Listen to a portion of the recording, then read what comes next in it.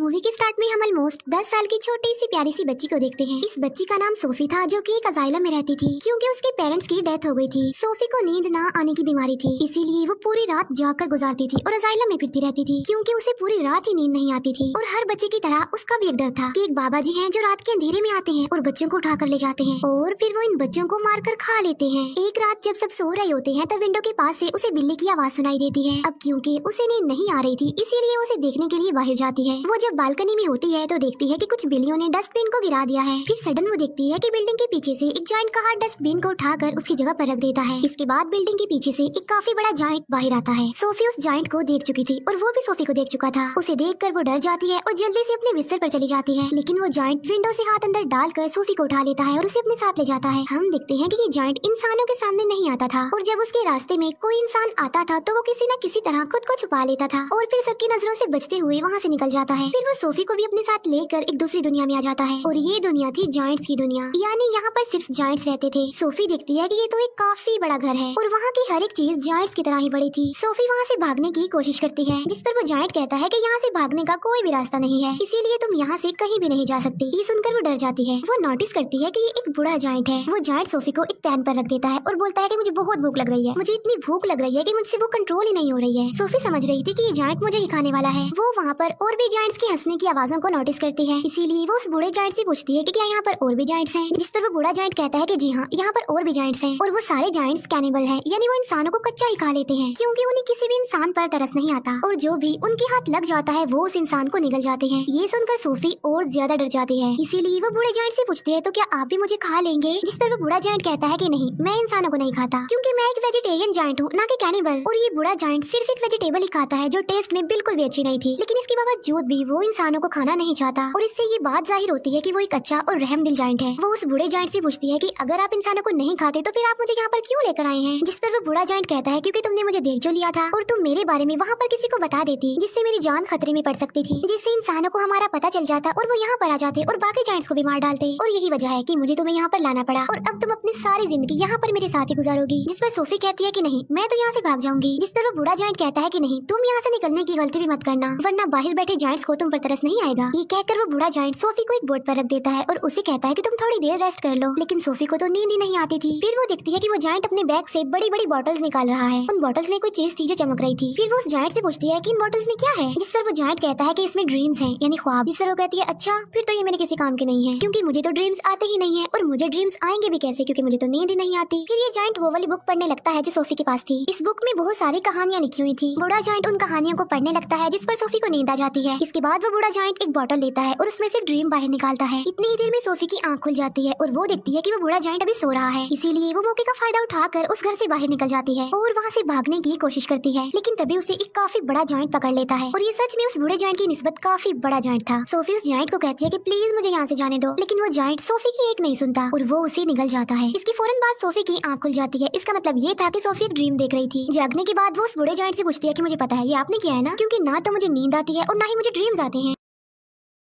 लेकिन आपने ये जो मुझे ड्रीम दिखाया है ये तो बहुत डरावना था। जिस पर वो जायंट कहता है कि मुझे ऐसा करना पड़ा और मैंने ऐसा इसीलिए किया है ताकि मैं तुम्हें ये बता सकूं कि बाहर तुम्हारे लिए कितना खतरा है, इसी वजह से तुम्हारे लिए बेटर होगा कि तुम यहीं पर ही रहो। बूढ़ा जायंट सोफी को समझाता है कि यहाँ पर जो जायंट्स हैं ना वो मुझसे साइज में काफी बड़े हैं और मैं तो उन जायंट्स के सामने कुछ भी नहीं हूँ क्योंकि मैं छोटा सा जायंट हूँ और बूढ़ा भी हूँ। अभी वो लोग बातें कर ही रही थी कि तभी वहाँ पर एक काफी बड़ा जायंट अंदर आ जाता है और वाकई ये उस बूढ़े जायंट की निस्बत काफी बड़ा था। वो जायंट आते ही बूढ़े जायंट से पूछता है कि बताओ तुम किससे बात कर रहे थे बोने। अब यहाँ पर सारे जायंट्स बूढ़े जायंट को बोना कहते थे क्योंकि वो साइज में सबसे ही छोटा था। बूढ़ा जायंट जवाब देता है कि नहीं तो मैं तो किसी से बात नहीं कर रहा था। इसी दौरान सोफी भी कहीं पर छुप जाती है। इस बड़े जायंट के हाथ पर चोट लगी थी, इसीलिए वो पट्टी करवाने के लिए बूढ़े जायंट के पास आया था। अब क्योंकि वो जायंट कैनिबल था इसी वजह से उसे उस घर में से इंसान की खुशबू आती है, इसीलिए वो वहाँ पर पड़ी हर एक चीज को देखने लगता है। तभी सोफी उस सब्जी के अंदर चली जाती है जो वो बूढ़ा जायंट खाता था और जब वो जायंट उस सब्जी को स्मेल करता है तो उसे उसमें से इंसान की खुशबू आती है। आज से पहले इस जायंट ने कभी भी ये सब्जी नहीं खाई थी, लेकिन आज उसे इस वेजिटेबल में से अच्छी खुशबू आ रही थी, इंसान की खुशबू खुशबू आ रही थी क्योंकि उसमें सोफी जो थी, इसीलिए वो जायंट उसे खाने लगता है। ये देखकर वो बूढ़ा जायंट कहता है कि रुको, तुम ये नहीं खा सकते, क्या तुम भूल गई हो कि तुम वेजिटेबल्स नहीं खाते? जिस पर वो जायंट कहता है कि हाँ, मैं ये बात कैसे भूल गया कि मैं तो सब्जियां खाता ही नहीं हूँ। इसीलिए वो सब्जी को फेंक देता है और सोफी की जान बच जाती है। इसके बाद वो जायंट वहाँ से चला जाता है। फिर उस बूढ़े जायंट को कहीं पर जाना था और सोफी उससे पूछती है कि आप कहाँ पर जा रहे हैं? जिस पर वो बूढ़ा जायंट कहता है कि मैं किसी जरूरी काम से जा रहा हूँ। वो पूछती है कि कौन सा जरूरी काम, लेकिन वो उसे कुछ भी नहीं बताता। फिर वो सोफी के काफी फोर्स करने पर उसे बता ही देता है कि मैं ड्रीम्स को पकड़ने जा रहा हूँ। फिर सोफी उसे काफी कहती है कि मुझे भी अपने साथ लेकर जाइए, लेकिन वो उसे अपने साथ नहीं ले जाना चाहता था क्योंकि बाहर जो जायंट सो रहे थे, अगर वो जाग गए, उन्होंने सोफी को देख लिया तो बहुत बुरा होगा। इसी वजह से वो किसी भी किस्म का रिस्क नहीं लेना चाहता था, लेकिन सोफी उसे काफी इंसिस्ट करती है, इसीलिए वो उसे अपने साथ ले जाने के लिए एग्री हो जाता है। जब वो बाहर आते हैं तो देखते हैं कि वो सारे जायंट्स गहरी नींद सो रहे हैं, इसीलिए ये दोनों उनके बीच से ही गुजरना चाहते थे, लेकिन इतनी ही देर में उन सारे जायंट्स की आंख खुल जाती है और वो बूढ़े जायंट को परेशान करने लग जाते हैं कि बोने तुम कहाँ पर जा रहे हो? जिस पर वो कहता है कि मैं तो अपने काम पर जा रहा हूँ। जिस पर वो जायंट्स कहते हैं कि हम नहीं चाहते कि तुम यहाँ से निकल कर बाहर जाओ, इंसानों की दुनिया में जाओ, क्योंकि अगर इंसानों को हमारे बारे में पता चल गया तो हमारी जान खतरे में पड़ जाएगी। वो सारे जायंट्स बूढ़े जायंट को बहुत ज्यादा तंग करते हैं और तभी मौके का फायदा उठाकर सोफी एक गाड़ी में छुप जाती है। लेकिन तभी बूढ़ा जायंट आसमान की तरफ इशारा करके कहता है कि वो देखो। सब देखते हैं कि आसमान पर बादल बने हैं और बारिश होने वाली है। असल में उन सारे जायंट्स को पानी से डर लगता था क्योंकि उन्हें वाटर फोबिया था, और तभी वहाँ पर बारिश होने लगती है और वो सारे जायंट्स जाकर छुप जाते हैं। तब मौके का फायदा उठाकर वो दोनों यानी बूढ़ा जायंट और सोफी वहाँ से चले जाते हैं। वो लोग माउंटेन्स पर चढ़ने लगते हैं। चलते चलते वो बादलों से भी काफी आगे निकल जाते हैं। सोफी कहती है कि यहाँ से तो देखने में ये स्टार्स बहुत ही प्यारे लग रहे हैं। बूढ़ा जायंट कहता है कि मैं तो इनका म्यूजिक भी सुन सकता हूँ। वो बताता है कि मैं इवन दुनिया की हर चीज की आवाज सुन सकता हूँ। मैं चींटियों की आवाज सुन सकता हूँ, कीड़े मकोड़ों की आवाज सुन सकता हूँ, इवन मैं ट्रीज की कहानियां भी सुन सकता हूँ। मेरे कान इतने तेज हैं कि दुनिया की हर आवाज को सुन सकते हैं। ये सुनकर सोफी कहती है कि मुझे तो यकीन नहीं आ रहा आपकी बातों पर। बूढ़ा जायंट कहता है कि यही सच है बेटा, तुम्हें मानना होगा। इसके बाद वो लोग एक लेक के पास पहुँच जाते हैं जिसके पास एक काफी बड़ा और खूबसूरत ट्री था। बूढ़ा जायंट पानी में कूद जाता है और उनके साथ सोफी भी कूद जाती है। दोनों फिर लेक के दूसरे किनारे पर पहुंच जाते हैं और ये होती है ड्रीम्स की दुनिया, क्योंकि ड्रीम्स उस ट्री से यहाँ पर कतरों की तरह गिरते हैं और बूढ़ा जायंट इन्हें पकड़ने के लिए ही यहाँ पर आता है। फिर वो दोनों मिलकर बहुत सारे ड्रीम्स पकड़ लेते हैं। इन ख्वाबों में अच्छे और बुरे दोनों ड्रीम्स ही थे। इन ड्रीम्स को पकड़कर फिर ये लोग वापस जाने लगते हैं। ये दोनों अब एक दूसरे के काफी अच्छे फ्रेंड बन गए थे और एक दूसरे के साथ काफी खुश थे।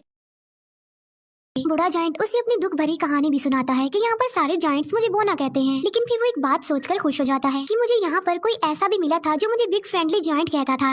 ये सुनकर सोफी कहती है तो आज से मैं भी आपको बिग फ्रेंडली जायंट यानी BFG ही कहूंगी। ड्रीम्स पकड़ने के बाद ये लोग सिटी में घूमते फिरते हैं जहाँ पर बच्चे अपने अपने घरों में सो रहे होते हैं और बिग फ्रेंडली जायंट यानी BFG उन्हें नींद में बहुत अच्छे अच्छे ड्रीम्स देता है ताकि लोगों को उनके ड्रीम्स में खुशियाँ मिल सके। यहाँ पर हम ये जान पाते हैं कि BFG एक बहुत ही अच्छे दिल का जायंट है जो ड्रीम्स की दुनिया से ड्रीम्स लाकर लोगों को देता है ताकि सोते हुए ही सही ये उन लोगों की जिंदगियों में खुशियाँ तो ला सके। सोफी पूछती है कि ड्रीम्स के बारे में आपको क्या आपके पेरेंट्स ने बताया था? जिस पर वो जायंट यानी BFG कहता है कि जायंट्स के पेरेंट्स नहीं होते। फिर वो BFG से उसकी एज पूछती है कि आपकी उम्र कितनी है? BFG जवाब देता है कि जितनी उम्र इस दुनिया की है उतनी ही मेरी है, यानी जब से ये दुनिया बनी थी तब से ये जायंट्स भी बन गए थे, लेकिन ये इस दुनिया में ही इंसानों से छुप कर रहते हैं दीवारों के पीछे। फिर वो दोनों वापस जाने लगते हैं। सोफी अचानक पूछती है कि मेरा ब्लैंकेट कहाँ पर है? असल में सोफी का ब्लैंकेट जायंट्स की दुनिया में ही रह गया था और इस बात की वजह से BFG परेशान हो जाते हैं। इसीलिए वो सोफी को कहते हैं कि अब मैं तुम्हें अपने साथ नहीं ले जा सकता क्योंकि अब तक उन जायंट्स को पता चल गया होगा कि मेरे साथ कोई इंसान भी है। और यहाँ पर BFG सोफी को एक बात बताता है कि बहुत सालों पहले मुझे एक बच्चा मिला था और वो भी इतना ही प्यारा और इनोसेंट था जितनी कि तुम हो, और तुम्हारी तरह उसने भी मुझे देख लिया था। इसी वजह से मैं उस बच्चे को भी जायंट्स की दुनिया में ले गया और उसी बच्चे ने मुझे पढ़ना सिखाया। और ये जो जैकेट तुमने पहन रखी है ये मेरे उसी मासूम छोटे से फ्रेंड की है, लेकिन इससे पहले कि मैं उस बच्चे को उसकी दुनिया में वापस लेकर आता काफी देर हो चुकी थी और मैं बिल्कुल ये नहीं चाहता कि जो उस बच्चे के साथ हुआ है मेरे उस दोस्त के साथ हुआ है वो तुम्हारे साथ भी हो, क्योंकि तुम भी तो मेरी एक दोस्त ही हो ना। इसीलिए वो सोफी को वहीं पर छोड़कर वहाँ से जाने का फैसला करता है। हालांकि सोफी उन्हें काफी मना करती है यहाँ रुकने पर और उसके साथ चलने की जिद करती है, लेकिन वो जायंट इस बार उसकी बात नहीं मानता। तब BFG उसे अजाइला में छोड़कर वहाँ से जाने लगता है। अब क्योंकि सोफी वहाँ पर रुकना नहीं चाहती थी इसीलिए वो बालकनी से कूद जाती है क्योंकि उसे पता था कि BFG उसे बचा लेंगे, और होता भी ऐसा है, BFG उसे बचा लेता है और इसीलिए ना चाहते हुए भी उसे सोफी की बात माननी पड़ती है। इसी वजह से वो उसे जायंट्स की दुनिया में दोबारा से ले आता है जहाँ पर बाकी जायंट्स पहले ही उन लोगों के लिए वेट कर रहे थे, क्योंकि सारे जायंट्स जान चुके थे कि बूढ़े जायंट के पास कोई इंसान है। इसीलिए सारे जायंट्स अब जानना चाहते थे कि वो इंसान कौन है, कहाँ पर है। इसीलिए वो ब्लैंकेट की खुशबू की मदद से BFG के घर को चेक करते हैं और सारे सामान की तोड़ फोड़ कर देते हैं, लेकिन BFG उस ब्लैंकेट को जला देता है जिसमें सोफी की खुशबू थी। फिर वो उन सारे जायंट्स को अपने घर से जाने के लिए बोलता है। सोफी वहाँ दीवार पर लगी एक पिक्चर को देखती है जो कि प्रिंसेस की पिक्चर थी। उस पिक्चर को देखकर सोफी को एक आइडिया आता है और वो BFG को कहती है कि आप प्रिंसेस के लिए एक ड्रीम बनाएं और उस ड्रीम में आप ये बताना कि जायंट्स की एक दुनिया पाई जाती है इसी दुनिया में, और वो सारे जायंट्स इतने खतरनाक हैं कि बच्चों को मारकर खा लेते हैं। और इसी ड्रीम में आप हम दोनों को भी शामिल कर लेना, ताकि जब हम प्रिंसेस के सामने जाएं तो वो हमें पहचान ले। ये सुनकर BFG ऐसा ही करता है और वो जायंट्स की दुनिया में रहने वाले सारे जायंट्स का एक ड्रीम बनाता है और वो उस ड्रीम में खुद को और सोफी को भी डाल देता है और साथ साथ वो सिटी के बहुत सारे मिसिंग बच्चों को भी डाल देता है। फिर वो उस ड्रीम को लेकर प्रिंसेस के घर के पास चले जाते हैं और ये प्रिंसेस की नींद में वो ड्रीम डाल देते हैं और प्रिंसेस वो सब कुछ देख लेती है जो ये प्रिंसेस को दिखाना चाहते थे। प्रिंसेस की जब आंख खुलती है तो वो बहुत ज्यादा डरी हुई होती है, क्योंकि ये एक डरावना ड्रीम था, क्योंकि जायंट्स बच्चों को खा रहे थे। प्रिंसेस इस ड्रीम के बारे में अपने केयर टेकर को भी बताती है, जिस पर वो केयर टेकर कहती है कि आप फिक्र मत कीजिए, ये आपका सिर्फ एक डरावना ड्रीम था। लेकिन जब वो न्यूज़पेपर पढ़ती है तो कहती है कि ये तो बहुत अजीब बात हो गई, क्योंकि कल रात बहुत सारे बच्चे मिसिंग हो गए थे अपने अपने घरों से और ये सीन वैसा ही हुआ है जैसा आपने ड्रीम देखा है।